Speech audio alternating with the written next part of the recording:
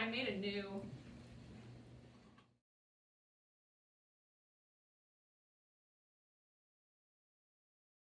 I made a new document for them to write it on, so then I haven't graded these yet, but then, so this is what they do by themselves, and then this is what they write down after the corrections, and I feel like that helps me see, like, how far they came. So, like, this is Brody, so he's gifted, but, for example, like, this is David, so he's below, ESL I haven't kid. started using this yet, and I think you did send it to me or share I can it with resend me. it, but I don't. He likes to, but because then I can see. Okay, this is what he had before we did the grammar challenge as a class.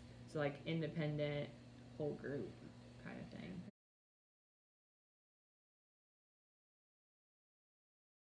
Right now, I have them write it down, Like in their journal.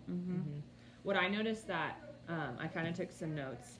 I like that this grammar challenge like helps them communicate and share their ideas with each other, and then also it's easily differentiated because like the higher level kids are looking for the trickier grammar that they want to change, whereas the lower level ESL kids are looking for like punctuation or capitals or if words are spelled wrong, that kind of thing. There's something for everybody. Yeah, there's something for everyone, and like we've made sure we put a lot of mistakes in there so that there's ample amount for kids to go. And I don't know if you've experienced this, but in my class, kids have made changes that don't need to be changed, and then the kids have like corrected their corrections, and so that's brought on a good conversation. And then I love how they don't just say no, that's not right. They've been really good about I disagree with because I like that.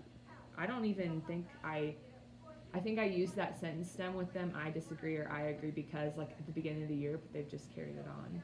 So we really didn't have to review it. I just told them, make sure you agree and disagree respectfully, and then I said I would like for you to, if you have comments or questions, raise your hands, let them call on you, and be, what did I say? Be honest and kind. Yeah. Don't just. But it's good for argue. kids to learn like criticism, because I've had a few that have gotten mad about other people saying they're wrong, but then after the student has respectfully explained, then they've been like, oh, okay, I see what you mean. So that's been good. I think personally it's more beneficial to have that, okay, you have 5, 6, 7 minutes, depending on how long it is, to make all the corrections you want by yourself, like on your paper, and then start the whole group. When I was in there, they didn't do that, which is not bad. I just think it adds like a little extra like independent component to it of like, okay, what do I know? And then they're not on the spot. Yeah. So you might try that. I think that's a good idea. Because I've done that, and they're like, okay, how many can I get in 6 minutes? And I've set a timer, and then it's one of those things when the timer goes off, they're all like, oh, okay, we're ready. And then they're, when they're called, they're like, okay, I've already got something. So it helps those kids that get more nervous to come up in front of the class, I think.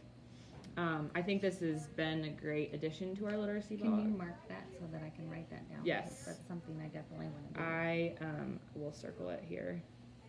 Because if you don't mind, I'll have you do a reflection. Okay. If you can type it and just email it to me too. Oh, just kind of how you think it went, what we still want to work on. Because I want to keep like building it. Well, and I mean, you're giving me great ideas that this because it can work, and it's cool to see it like in my class and in yours, because they're both really great, but they're great in different ways and in the same ways because we have different kids. And like watching Darby like go at it was pretty cool. Let's see, what else did I put? 5 minutes independent at least, so students can think and plan. You started adding the explanation, because the first week I did it, I just had them correct it, but now I'm doing, okay, correct and explain. And like they're on top of each other, like, you didn't explain, why did you put that? I mean, they're saying it respectfully, but they're just passionate about it. And so that's been cool, because that's also helped with like the corrections that aren't right. They start explaining it, and then they realize themselves that, wait, that doesn't make sense.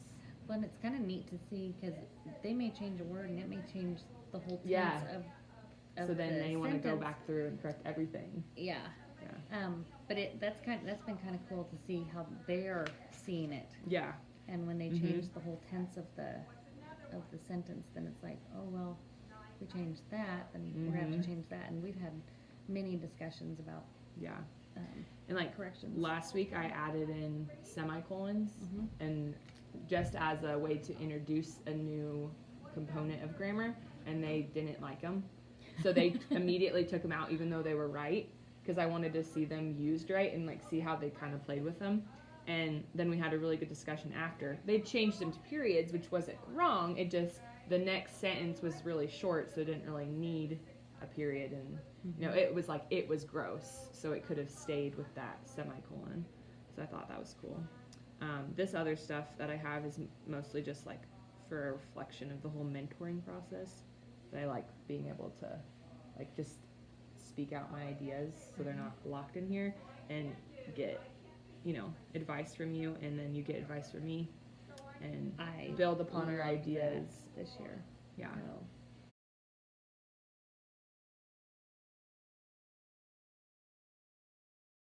But I think this is a good component to keep the grammar challenge, just because it's very real world, not just like, hey, here's a worksheet, fill it out, know the strategy, memorize it, and move on.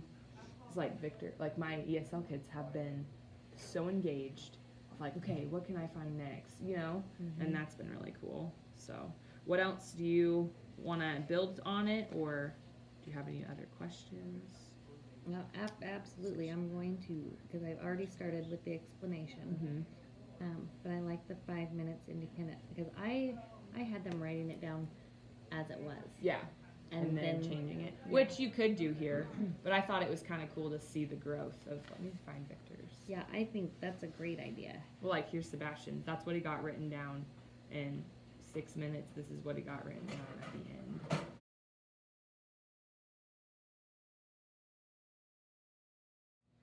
So, Yeah, I think that's a great idea. so add the explanation, and then, oh, I also thought it was awesome how you had extra time, so you're gonna do another one, and they're like, "Yeah, let's do it." And Well, are you that way taking points too? Everyone got it. I have not. But everyone got a chance. Yeah, to I do it. wanted everyone to have a chance to do it, and then, yeah, I was gonna talk to you about how you're taking points. So I just say, like, if they get them all right, if they find all the corrections, they get a point, and I just put them on the board. And then if they like miss one, like if they miss a few, then I get a point, and so they have to get 3 points, and then they get, like, we had popcorn as a snack in class, or like extra 5 minutes recess. They're small, but just to kind of like keep them going. And the one that I got a point for, they were a little frustrated about it because it was like a really simple mistake they missed. They didn't capitalize the in the Avengers because it's a part of a name. But it was, I mean, it added a good conversation. Because I go back through kind of like you did, and like, hey, good job on this, and good job on this, and I see why you did this, so it's not wrong, but here's what I did, because they can see that grammar's not cut and dry. This is how it is all the time. We don't. So I'm still trying to figure out exactly how I want to like teach the skill, and we kind of talked about that a little bit with those like interactive notebooks and flip books, which I think would be good, kind of like that sentence one we saw. But I feel like this is almost meeting that goal of teaching it as well, because we're talking about it after we teach it. But I think as I we think continue both- on, we can Both ways. add more into that component too. So, yeah. I'm keeping this for sure, even I next think year. this has been awesome. I mean, love it. Because, I mean, think about all the standards. They're getting speaking, listening, reading, writing, grammar. Like, those aren't the specific standards, but overall, they're hitting all those components. And then I try to make them funny. You know, I mean, like, this is about Avengers. One was about falling asleep and drooling. One was about cows licking their tongues. And I'm sitting here wiping my chin. Good. So, anyway. Oh, yeah, and then, oh.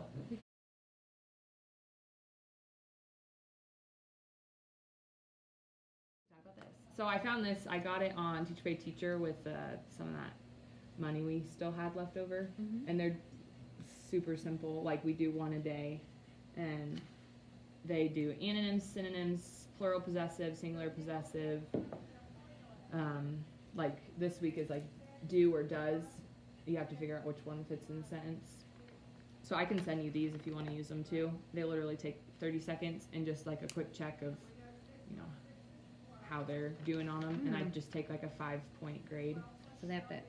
They just circle like this. The This week, antonym. this was last week. They just had to circle the correct anonym for the word. And we've been talking about that. I like this. This one was hard. Shrewd business owner. I didn't know what shrewd meant, so that was a learning What experience. did it have, definitions or No, it an just antonym says- to go with it, or It just something? says shrewd business owner is the What were the antonym choices? unwise, silly, or mean. And it was I would it was say mean. unwise, but I was gonna put unwise. yeah I was gonna put Oh. silly because like I I thought would either- I thought Very- shrewd was mean. Yeah, I Shrewd's would a, say- no, it's like a very business is business, and this is how I do it, and this is Yeah, very wise. But Yeah. shrewd. But that was a good it opportunity was to unwise. yeah Mhm. I because would it comes with never- an answer key. But it was a good I would opportunity to never look pick it up Unwise because I always think of shrewd. as It's kind of, it could be negative, but it's kind of a compliment most of Mhm. the time. If you say that person is a. see to me it sounded negative like you're a shrewd business. I don't know, but I've never heard the word I think before. it could be like. It could be negative, like Dedicated. you know, Yeah. like proud what- could how I be think of it. positive or negative. If you're too proud, True. that's how I think of shrewd. Yeah. Not mainly not negative. I've always heard it in a good way, Mhm. but I would never. But I pick thought any of those. but it was cool because we like looked it up in the dictionary. You know, we Now, had do you kind let of a them look it teachable up moment. on No, in the- iPads or in the dictionary? I do both with the iPad dictionary and that because I mean we're in a society. When's the last time I pulled out a dictionary and looked up Yeah. a word? I Google it. Yeah. So I mean, but They need to sometimes know how to do it. sometimes I just like okay we're gonna have dictionary races and that kind of helps them spell the word as they're thinking about how to look it up.